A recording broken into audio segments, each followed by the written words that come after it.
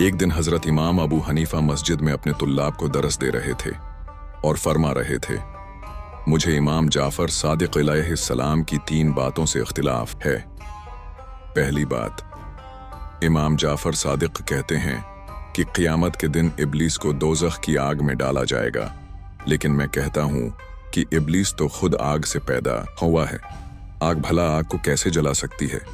दूसरी बात, इमाम जाफर सादिक कहते हैं कि अल्लाह ताली का नज़र आना मुमकिन नहीं, जबकि मैं कहता हूँ कि जब खुदा मौजूद है तो उसका नज़र आना क्यों मुमकिन नहीं?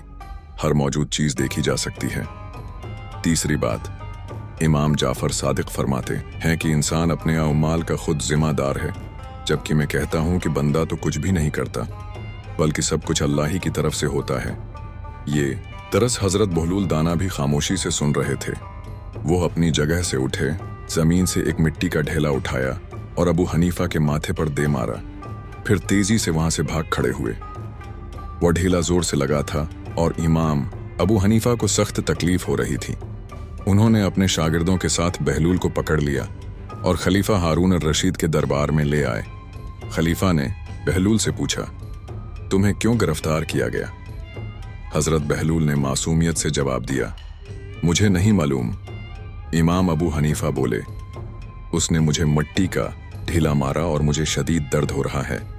बहलूल मुस्कुराए और नरमी से कहा, अगर वाकई आपको दर्द हो रहा है तो दिखाइए, मुझे तो दर्द नजर नहीं आ रहा। अबू हनीफा ने गुस्से से कहा, अरे नादान, दर्द भी कोई नजराने वाली चीज है, वो तो बस महसूस किया जाता है। हजरत बहलूल फौरन बोले, जनाब आली, आप तो अभी अपने दर्स में फरमा रहे थे कि हर मौजूद चीज देखी जा सकती है, अब आपका दर्द भी तो मौजूद है, फिर दिखाई क्यों नहीं दे रहा? दरबार में खामोशी छा गई। फिर बहलूल ने कहा, ए खलीफा, इनसे पूछिए कि मैंने उन्हें क्या मारा है। अबू हनीफा बोले, उसने मुझे मिट्टी का ढीला मारा है।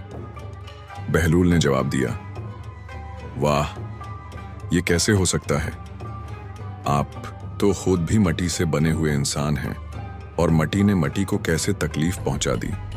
क्योंकि अभी तो आप कह रहे थे कि इब्लीस को आग कैसे जला सकती है, क्योंकि वो खुद आग से पैदा हुआ है। सब लोग हैरत से एक दूसरे को देखने लगे।